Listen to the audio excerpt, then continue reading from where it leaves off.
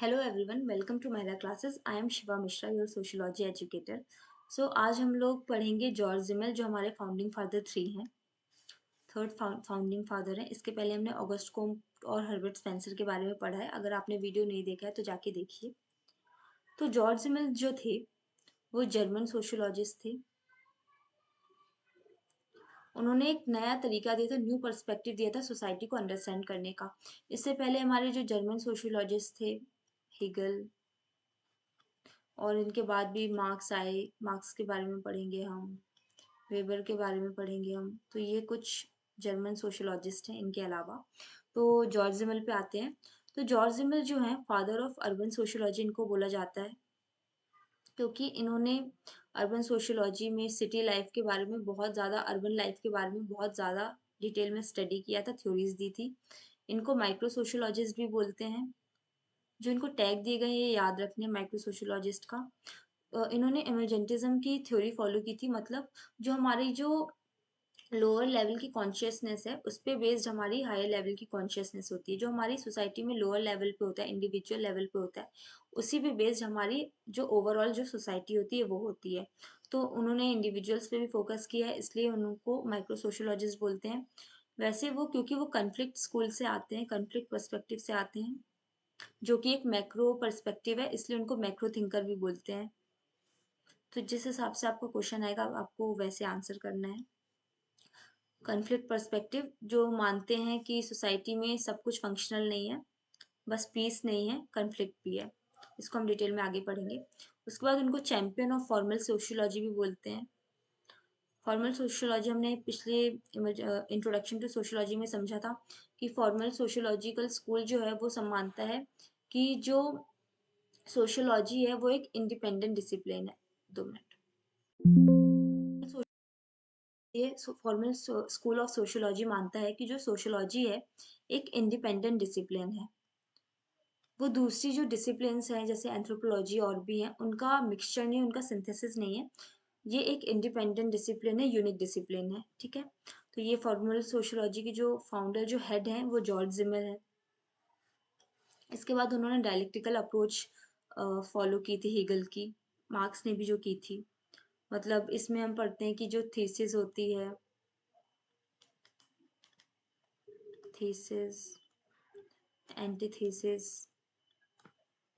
Synthesis, मतलब कोई idea होता है, फिर उस आइडिया के अपोज में कॉन्ट्रडिक्टरी कोई दूसरा आइडिया आता है, फिर उसके बाद दोनों को मिला के एक अलग आइडिया बनता है, जिससे कि जो सोशल चेंज होता है, सोशल प्रोग्रेस होता है। तो इस थ्योरी को भी उन्होंने फॉलो किया था।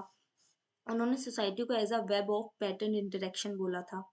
ये जो फ्रेज है बहुत इंपॉर्टेंट है, एग्जाम में आता है, तो आप ये याद करिएगा। इसको हम आगे डिटेल में पढ़ेंगे। उसके बाद हम इनकी मेथोडोलॉजी देख लेते हैं। जैसा कि बताया, कन्फ्लिक्ट थिंकर है, मैक्रो पर्सपेक्टिव, मैक्रो थिंकर। उन्होंने अर्बन लाइफ में बहुत फोकस किया था, फोकस्ड ऑन अर्बन लाइफ। ठीक है। तो फादर ऑफ अर्बन सोशियोलॉजी भी बोलते हैं इनको। माइक्रो सोशियोलॉजिस्ट है, हमने जैसा पीछे पढ़ा है। जैसे मैंने बताया, जो मार्क्स हैं और जो जिमल है, इनके बीच में सिमिलैरिटी है, क्योंकि इन्होंने डायलेक्टिकल जो मेथड था वेबर हेगल का वो फॉलो किया था। तो इनके बीच में बहुत सारी सिमिलैरिटीज हैं, लेकिन फिर भी कुछ डिफरेंसेस में, जिनका जो मेन डिफरेंस है वो ये है, इनका जो फील्ड ऑफ स्टडी है वो बिल्कुल डिफरेंट है। जो जिमल है उन्होंने जो सोशल रिलेशनशिप्स, इंटरेक्शन, एसोसिएशन के बारे में अपने उन पे बेस्ड इनकी थ्योरीज थी। लेकिन जो मार्क्स हैं उनकी थ्योरी क्लासेस, इकोनॉमी, इन सब चीज़ों पे बेस्ड थी। ये इनका डिफरेंस इन दोनों के बीच में। जिमिल को हम मेथोडोलॉजिकल रिलेशनिस्ट भी बोलते हैं, मेथोडोलॉजिकल रिलेशनिस्ट। ये टैग याद रखना है, किसको हम मेथोडोलॉजिकल रिलेशंस बोलते हैं। इनका इसका मतलब था कि सोसाइटी में हर चीज एक दूसरे से रिलेटेड है, कुछ अलग, कुछ भी अलग नहीं है। ठीक है। इसके बाद जो जॉर्ज जिमल थे, उन्होंने, उनके पहले जो फाउंडिंग फादर आए थे, ऑगस्ट कोम्ट और हर्बर्ट स्पेंसर, उनकी थ्योरीज को रिजेक्ट किया था। हर्बर्ट स्पेंसर ने जो थ्योरी दी थी कि जो सोसाइटी है वो एक ऑर्गेनिज्म की तरह है, सुपर ऑर्गेनिक एंटिटी की तरह है, इसको जॉर्ज जिमल ने रिजेक्ट किया था। उनके हिसाब से he did not believe that society can be viewed as a thing or organism as August Comte and Herbert Spencer did.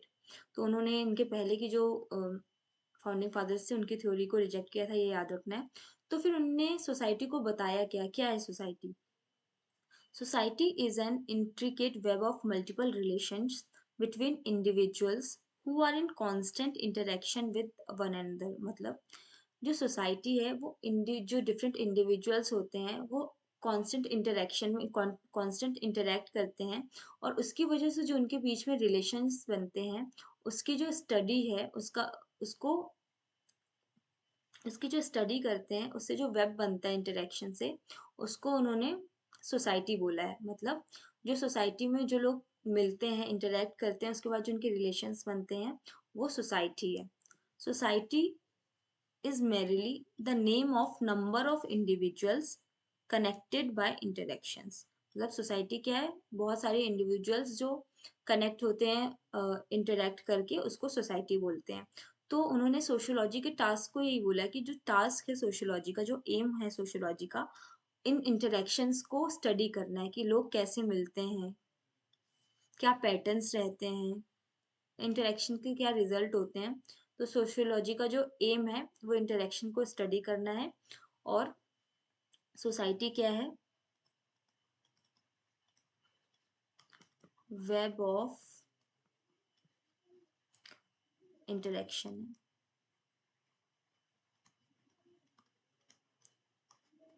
ठीक है, वेब ऑफ इंटरेक्शन रिलेशंस। ठीक है, उसके बाद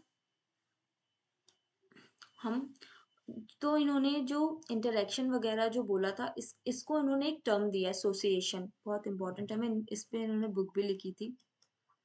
तो जो एसोसिएशन है, एसोसिएशन का मतलब ही होता है पैटर्न ऑफ इंटरेक्शन। क्या क्या पैटर्न है लोगों के इंटरेक्ट करने का, लोग कैसे इंटरेक्ट करते हैं, इस टर्म को उन्होंने एक टर्म दिया है, इसको पूरे प्रोसेस को association, which he believe to be the major field of study for the student of society. Association implies the particular pattern and forms in which human beings relate to each other and interact। जैसा कि बताया, जो patterns और forms होते हैं जिस तरीके से ह्यूमन बींग्स आपस में इंटरेक्ट करते हैं, इंडिविजुअल्स इंटरेक्ट करते हैं, उसको एसोसिएशन बोलते हैं।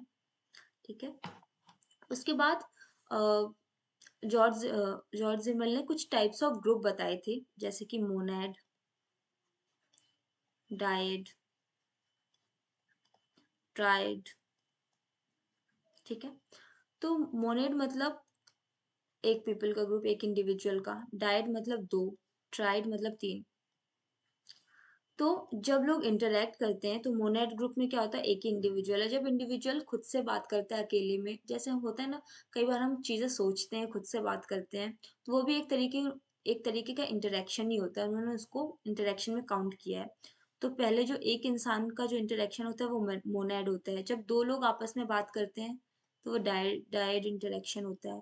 जब तीन लोग आपस में बात करते हैं तो वो ट्राइड इंटरेक्शन होता है। तो इनके जो टाइप्स ऑफ ग्रुप है, मोनाड, डाइड, ट्राइड, किसने दिए हैं, जॉर्ज जिमिल ने दिया है। और इनका मतलब क्या होता है, एक पर्सन इंटरेक्शन, दो पर्सन जब इंटरेक्शन करते हैं, और तीन लोग जब इंटरेक्ट करते हैं। तो ये है। उसके बाद उन्होंने जो इंटरेक्शन थे, इंटरेक्शन एसोसिएशन भी बोलते हैं जिसको, उसके टाइप्स दिए हैं। हम आगे होगा, वेट अ सेकंड। तो उन्होंने फॉर्म्स ऑफ एसोसिएशन या फिर इंटरेक्शन दिए हैं।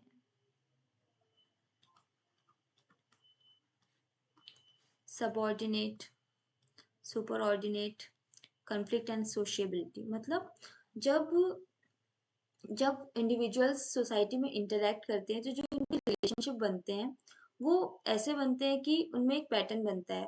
जब दो लोग इंटरेक्ट कर रहे हैं, जैसे किसी कोई ऑर्गेनाइजेशन है, उसमें बॉस है, उसका वर्कर है। तो जो बॉस होगा वो सुपर ऑर्डिनेट पोजीशन पे होगा कंपेयर टू हिज वर्कर, और जो वर्कर होगा वो अपने बॉस से सबऑर्डिनेट पोजीशन पे होगा। ठीक है, तो ये है। उसके बाद उन्होंने centralisation,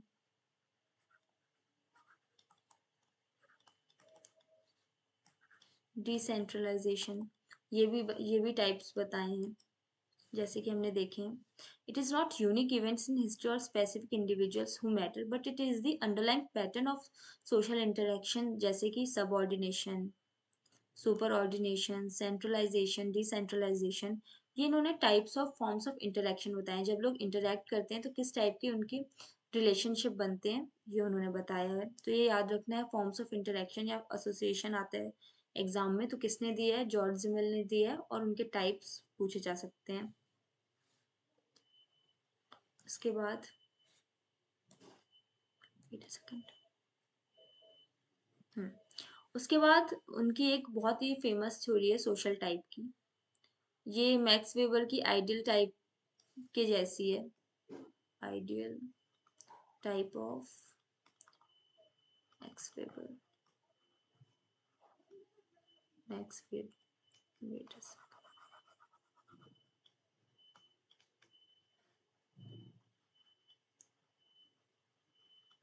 ideal type of Weber, Weber की आइडियल टाइप की जैसी थ्योरी है।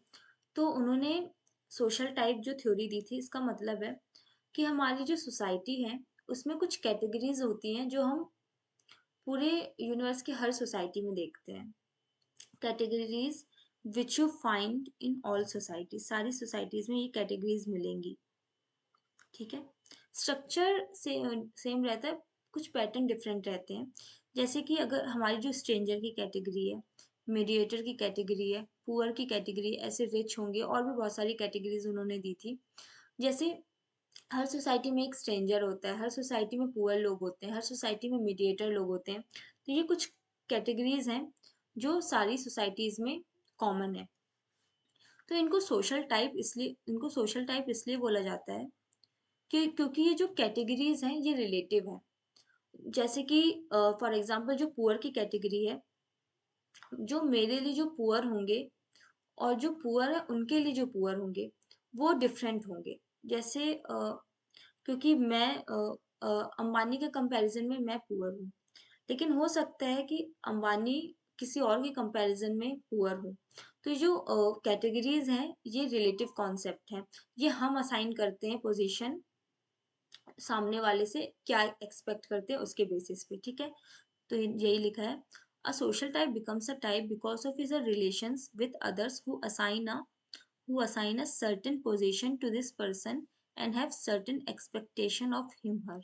ठीक है, जैसे अगर मैं किसी को पुअर समझूंगी तो मैं उसको ये पोजीशन असाइन कर रही हूँ कि तुम पुअर हो, क्योंकि मेरी मैं उससे ये सब चीजें एक्सपेक्ट कर रही हूँ। उसकी जो भी सिचुएशन देख रही हूँ उसके हिसाब से मैं उसको पुअर बोल रही हूँ। ऐसे कोई और होगा जो हमको भी बोल सकता है। तो ये जो है इसीलिए इसको सोशल टाइप बोलते हैं, और ये एक रिलेटिव कॉन्सेप्ट है। और ऐसे ही बहुत सारी कैटेगरीज दी थी जॉर्ज जिमल ने जो हर सोसाइटी में कॉमन होती हैं। उन्होंने ये समझाने के लिए एक अपनी बुक दी सोशियोलॉजी ऑफ जॉर्ज जिमल, इनकी ये बुक है, आपको याद रखनी है, the sociology of George Simmel इन्हीं की बुक है, इन्होंने लिखी है। उसमें उन्होंने स्ट्रेंजर जो कैटेगरी है उसका एग्जाम्पल दिया था और बताया था स्ट्रेंजर क्या है। Stranger is a person who comes today and stays tomorrow, a person who comes today and stays tomorrow। ये जो लाइन है याद करनी है, ये आ सकती है कि ये लाइन भी आ सकती है किसने दी है, और ये लाइन हो सकता है कंप्लीट करने के लिए आ जाए। तो ये याद रखना है कि स्ट्रेंजर क्या है? स्ट्रेंजर वो पर्सन है जो आज आता है और कल रहता है। ठीक है, इसके ज्यादा डीप में जाने की जरूरत नहीं है। अब ये थोड़ा थोड़ा जो भी है समझिए और बाकी चीजें याद करनी है। उसके बाद जैसा कि हमने पढ़ा था, जिमिल जो है कॉन्फ्लिक्ट थ्योरिस्ट है, सोशियोलॉजिस्ट है। इसका रीजन हम पढ़ेंगे कि ऐसा क्यों। क्योंकि जिमल बोलते हैं कि कोई भी सोसाइटी हो, वो सोसाइटी हमेशा हार्मोनी में या फिर पीस में एग्जिस्ट नहीं कर सकती, उसमें कन्फ्लिक्ट रहता ही रहता है। हमेशा कंसेंसस नहीं होता है। दो लोग अगर बात कर रहे हैं तो ऐसा नहीं कि वो लोग हर बात पे एग्री करेंगे, उनके जो ओपिनियंस है वो कॉन्ट्रडिक्ट करेंगे ही, जिसकी वजह से जो हमारी हार्मोनी है, पीस है, वो ब्रेक होगा और कॉन्ट्रडिक्शन होगा। और इसी की वजह से जो हमारी सोसाइटी वो आगे बढ़ती है। अगर हमेशा हार्मोनी रहेगी, पीस रहेगा, तो हमारी सोसाइटी का डेवलपमेंट नहीं होगा, उसके लिए कन्फ्लिक्ट जरूरी है। तो उन्होंने बताया जो हमारी सोसाइटी है वहाँ पे हार्मोनी भी होती है, कॉन्फ्लिक्ट भी होता है, अट्रैक्शन भी होता है, रिपल्शन भी होता है, लव भी होता है, हेट्रेड भी होता है। इसीलिए उनको कॉन्फ्लिक्ट थ्योरीज बोलते हैं कि हर सोसाइटी में कॉन्फ्लिक्ट होता ही होता है और बहुत ज़रूरी है। उसके बाद उन्होंने फैशन की थ्योरी दी थी। ये इम्पोर्टेंट है, क्वेश्चन आ सकता है कि फैशन पे थ्योरी किसने दी थी और क्या थ्योरी दी थी। तो जॉर्ज जिमिल ने दी थी। अ, जॉर्ज जिमिल ने फैशन को डायलेक्टिकल मेथड से समझा था। उन्होंने एक पूरा हिस्टोरिकल प्रोसेस बताया था। मतलब जैसे कि फैशन में आज कोई फैशन आया, जैसे हमारी रिप्ड जीन्स का फैशन चलता था, वो कटे कटे जीन्स का फैशन अभी भी आया है। तो आज वो लोग उसको एक्सेप्ट कर रहे हैं। ठीक है। कुछ टाइम बाद जब चीजें चेंज होंगी, टाइम थोड़ा आगे बढ़ेगा, उसके बाद लोग उस चीज़ को एक्सेप्ट नहीं करेंगे, वो लोगों को अच्छी नहीं लगेगी। तो उस फैशन सेंस में चेंज होगा। कुछ टाइम बाद वो दोनों चीज़ें मिलके एक बिल्कुल ही नया फैशन आएगा। तो जैसे हमने डायलेक्टिकल थ्योरी बताई थी, थीसिस सिंथेसिस, उसके थीसिस एंटीथीसिस सिंथेसिस, वैसे ही फैशन का भी अभी कोई फैशन एक्सेप्ट कर रहा है, बाद में उनको वो अच्छा नहीं लगेगा, फिर बिल्कुल ही एक नया टाइप का फैशन आएगा। और जो पुराना फैशन है कई बार वो रिपीट भी होता है, कई बार क्या वो तो रिपीट होता ही है। ठीक है। उसके बाद उन्होंने यही बताया, it is a dialectical in the sense that the success and spread of any given fashion leads to eventual failure, last में उसका फेलियर होता है। ठीक है। उन्होंने हिस्टोरिकल प्रोसेस बताया था। इनिशियल स्टेज में लोग फैशनेबल मानते हैं और एक्सेप्ट करते हैं। उसके बाद वो डेविएट होते हैं, उसको अडॉप्ट कर भी सकते हैं और रिजेक्ट भी कर सकते हैं। ठीक है। तो जो फैशन है वो sense of conformity and sense of deviation भी देता है। हम चाहे तो हम कोई भी जो फैशन आया है उसको अगर हमें अच्छा लगा तो हम कंफर्म कर सकते हैं, एक्सेप्ट करते हैं। अगर हमें अच्छा नहीं लगा तो हम उसको रिजेक्ट भी कर देते हैं। तो ये उनकी फैशन की थ्योरी थी। उसके बाद उन्होंने लाइफ की थ्योरी भी दी है। उन्होंने जो रियलिटी है उसको लाइफ के कंटेक्स्ट में बताया था। उन्होंने बोला था, life takes the form of a process with changing content. जो हमारी लाइफ है वो हमारी जो लाइफ में जो चीज़ें होती है, कंटेंट्स के हिसाब से चेंज होती है। मतलब हमारी लाइफ हमेशा एक जैसी नहीं रहती है। जैसे जैसे चेंजेस आते हैं, जैसे कभी अभी हो सकता है किसी की लाइफ बहुत अच्छी चल रही हो, सब कुछ अच्छा हो, लेकिन हो सकता है कुछ टाइम बाद उनकी लाइफ में बहुत प्रॉब्लम्स हो, अभी किसी की जॉब हो, बाद में जॉब ना हो, तो फैमिली प्रॉब्लम सब कुछ हो सकता है। मतलब हमारी जो लाइफ है, जो हमारी लाइफ में इवेंट्स होते हैं, कंटेंट्स होते हैं, उसके हिसाब से हमारी लाइफ प्रोग्रेस करती है, चेंज होती है। तो उन्होंने इसी के कंटेक्स्ट में उन्होंने रियलिटी समझाया कि जो रियलिटी है वो हमेशा चेंज होती रहती है, हमारी लाइफ की जैसे कांस्टेंट नहीं है, हमेशा चेंज होती रहती है। ठीक है। उसके बाद ये थे इनका लाइफ की थ्योरी। उसके बाद उन्होंने बताया था, उनको फादर ऑफ अर्बन सोशियोलॉजी बोलते हैं, क्योंकि उन्होंने सिटी लाइफ में बहुत ज़्यादा काम किया है। ये द सिटी करके बहुत सारे बुक्स भी हैं, और रॉबर्ट डिजरा पार्क के वेबर की बुक भी है। लेकिन इनकी जो जॉर्ज जिमिल है, इन्होंने ही कॉन्सेप्ट द सिटी दिया था और इसमें बहुत ज़्यादा काम किया था। तो इनके हिसाब से जो सिटी एक प्लेस है जहाँ पे डिवीजन ऑफ लेबर बहुत ज़्यादा होता है, सबसे ज़्यादा होता है। division where the division of labor is the greatest and where this individuality is most expanded। मतलब जो सिटी लाइफ है उसमें इंडिविजुअलिटी बहुत ज़्यादा रहती है। लेकिन कई बार होता है कि सिटी लाइफ में, क्योंकि सिटी लाइफ बहुत ज़्यादा ही फास्ट है, तो चेंजिंग है, तो लोग अपनी इंडिविजुअलिटी मेंटेन करना बहुत मुश्किल समझते हैं, अपनी इंडिविजुअलिटी नहीं मेंटेन कर पाते हैं। तो this creates the difficulty of asserting the own personality with in the dimension of metropolitan life. मतलब जो हमारी पर्सनैलिटी है हम उसको मेंटेन नहीं कर पाते हैं कई बार सिटी लाइफ में, क्योंकि हमको अगर अडेप्ट करना है सिटी लाइफ में तो हमको खुद को चेंज करना पड़ेगा सिटी के हिसाब से। तो इसी के कंटेक्स्ट में उन्होंने 3 टाइप ऑफ कल्चर बताए थे, modern culture, subjective culture, objective culture. तो ये जो 3 कल्चर हैं, ये नाम याद रखना है कौन से 3 टाइप है, मॉडर्न, सब्जेक्टिव एंड ऑब्जेक्टिव। और किसने दिए ये टाइप्स ऑफ कल्चर, जॉर्ज जिमिल ने दिया है। तो सबसे पहले जो मॉडर्न कल्चर है, मॉडर्न कल्चर में क्या होता है, जो डिवीजन ऑफ लेबर के आने के बाद जो कल्चर डिवीजन ऑफ लेबर के आने के बाद जो कल्चर हुआ है, बना है, उसको हम मॉडर्न कल्चर बोलते हैं, जो कि है आर्ट, साइंस, जो भी डिवीजन ऑफ लेबर के बाद आया है वो मॉडर्न कल्चर है। उसके बाद आता है सब्जेक्टिव कल्चर। सब्जेक्टिव कल्चर पढ़ने से पहले हमें ऑब्जेक्टिव कल्चर पढ़ना होगा, क्योंकि ये ऑब्जेक्टिव कल्चर पे बेस्ड है और उन्होंने ऑब्जेक्टिव कल्चर को ज़्यादा इंपॉर्टेंस दी है। तो ऑब्जेक्टिव कल्चर क्या है? ऑब्जेक्टिव कल्चर जो आप स्टार्टिंग से आप जो आप ग्रोइंग अप, जो कल्चर है जो आप पे ज़्यादा प्रोफाउंड इफेक्ट रहता है जिसका, वो ऑब्जेक्टिव कल्चर होता है। आपकी जो आप ग्रोइंग अप, जो आप यहाँ जहाँ पे रहे हैं, जैसे डिफरेंट कंट्रीज है, जैसे इंडिया है, यहाँ का कल्चर डिफरेंट है, यहाँ के जो लोग रहेंगे उनका जो कल्चर अलग होगा, जिसकी वजह से उनकी पर्सनैलिटी, उनकी इंडिविजुअलिटी अलग होगी। और वैसे ही जो दूसरी कंट्रीज़ है, वेस्टर्न कल्चर कंट्रीज़ है, उनका कल्चर अलग है, उनकी पर्सनैलिटीज़ डिफरेंट रहती हैं। तो जो हमारा ऑब्जेक्टिव कल्चर होता है वो स्टार्टिंग में वो वो हम डिसाइड नहीं करते हैं, वो हमारी ग्रोइंग अप ईयर्स में जो भी हमारा जो कल्चर होता है वो डिसाइड करता है कि हमारा जो ऑब्जेक्टिव कल्चर क्या होगा। लेकिन जो हमारा सब्जेक्टिव कल्चर होता है वो हमारे ऑब्जेक्टिव कल्चर पे बेस्ड रहता है। बाद में जब हम बड़े होते हैं उसके बाद हम खुद डिसाइड करते हैं कि हमारा जो ऑब्जेक्टिव कल्चर है उसमें से हमको क्या एब्जॉर्ब करना है, क्या मेंटेन करना है और हमको क्या रिजेक्ट करना है। तो जो एलिमेंट्स हम ऑब्जेक्टिव कल्चर के एब्जॉर्ब करते हैं, जो चाहते हैं, वो हमारा सब्जेक्टिव कल्चर होता है। ठीक है। तो उसके बाद जो ये थे 3 टाइप्स ऑफ कल्चर। उसके बाद उन्होंने ट्रेजेडी ऑफ कल्चर बताया था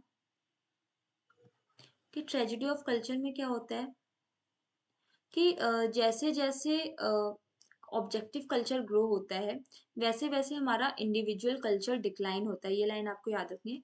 तो जैसा बताया था, ऑब्जेक्टिव कल्चर क्या होता है, जो हमारी जो डिसीज़न होता है, इस पे बेस्ड नहीं होता है। वो जो हम उसमें रहते हैं। तो जैसे-जैसे वो बढ़ता है, वैसे-वैसे हमारी इंडिविजुअलिटी कम होती है, क्योंकि वो हम अपने हिसाब से चूज़ नहीं कर रहे हैं, वो ऑलरेडी है।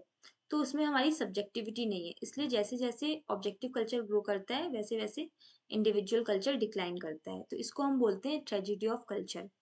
The highly specialised individual loses a sense of total culture and ability to control it. हम ऑब्जेक्टिव कल्चर में उसको कंट्रोल नहीं कर पाते हैं, वो हमारे हिसाब से नहीं होता है।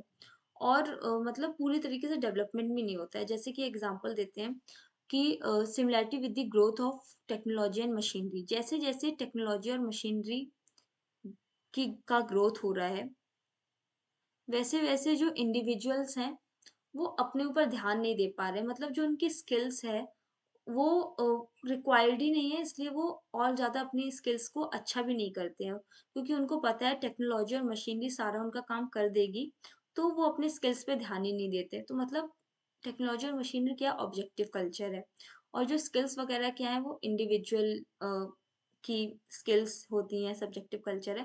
तो जैसे-जैसे ये टेक्नोलॉजी वगैरह बढ़ रहा है, वैसे-वैसे हमारा इंडिविजुअल कल्चर डिक्लाइन हो रहा है। उन्होंने एक और इम्पोर्टेंट एग्जांपल दिया था लैंग्वेज का, कि कैसे जो हमारी डिफरेंट लैंग्वेज है वर्ल्ड वाइड एक्सपेंड हो रही हैं।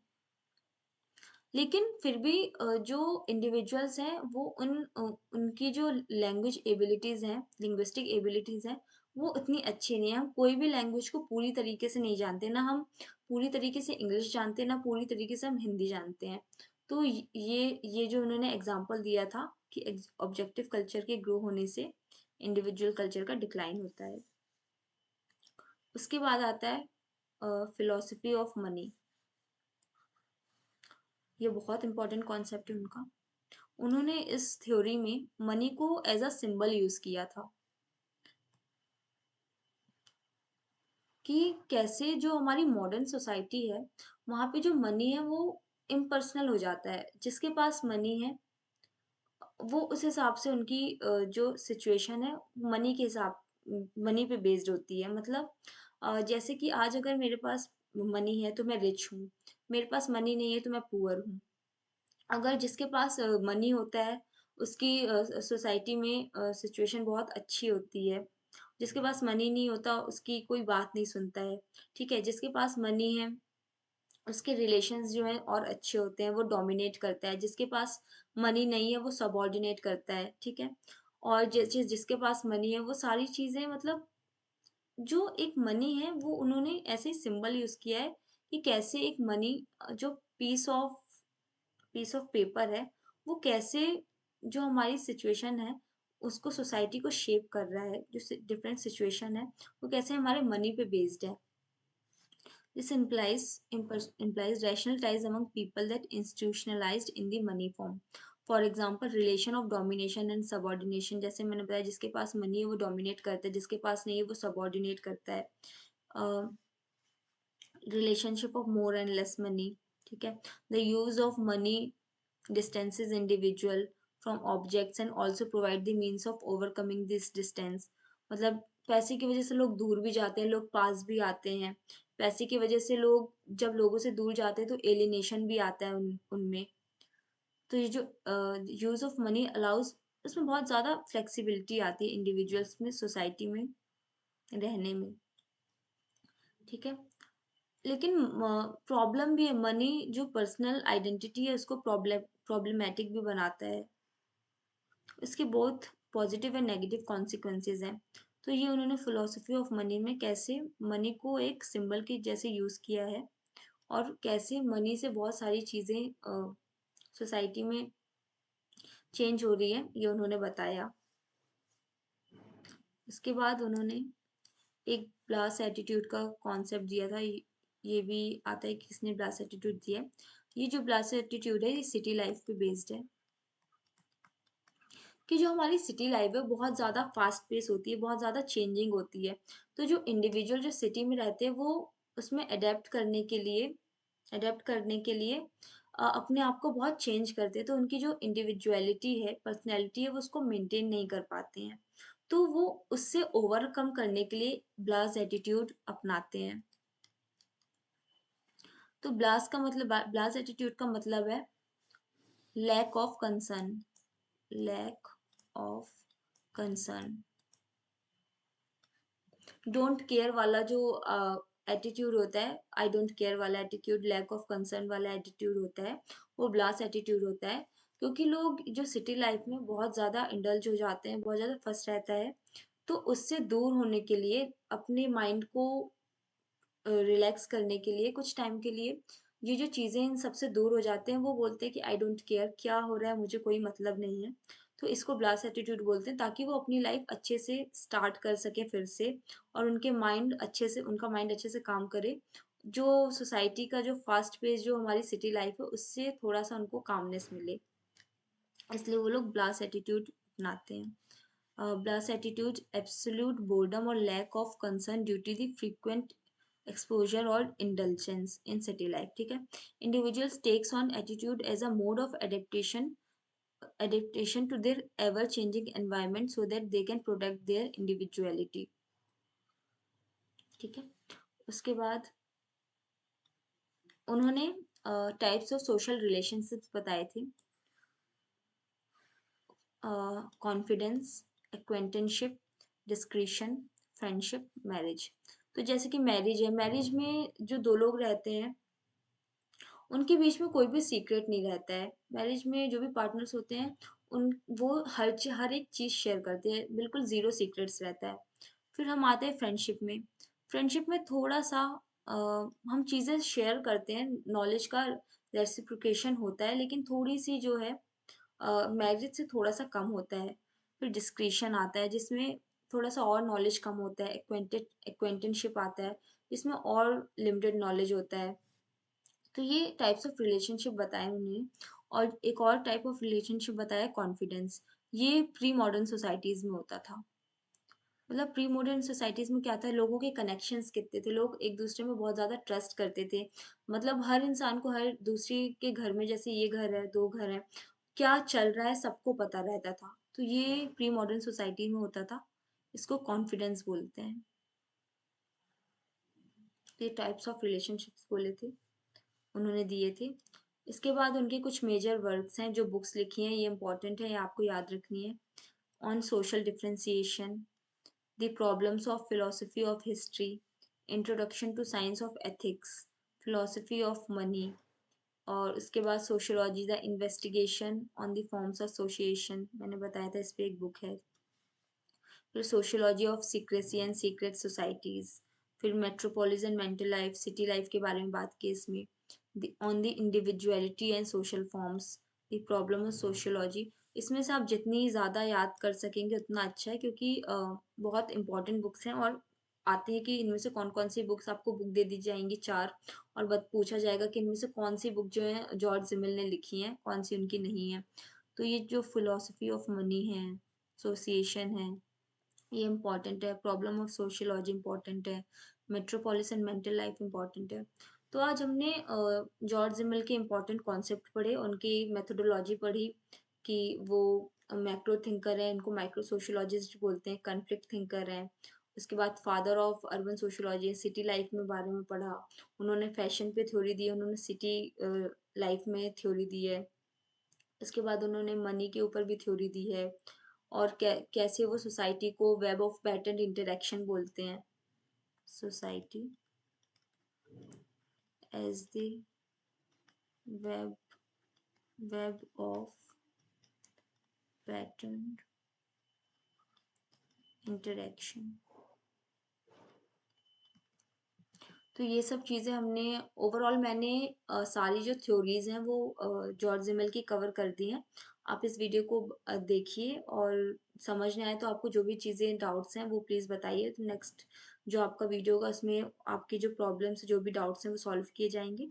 तो अब जो हमारा नेक्स्ट वीडियो होगा उसमें हम हमारे जो दो फाउंडिंग फादर्स हैं, परेटो एंड वेबलिन, इनके बारे में पढ़ेंगे।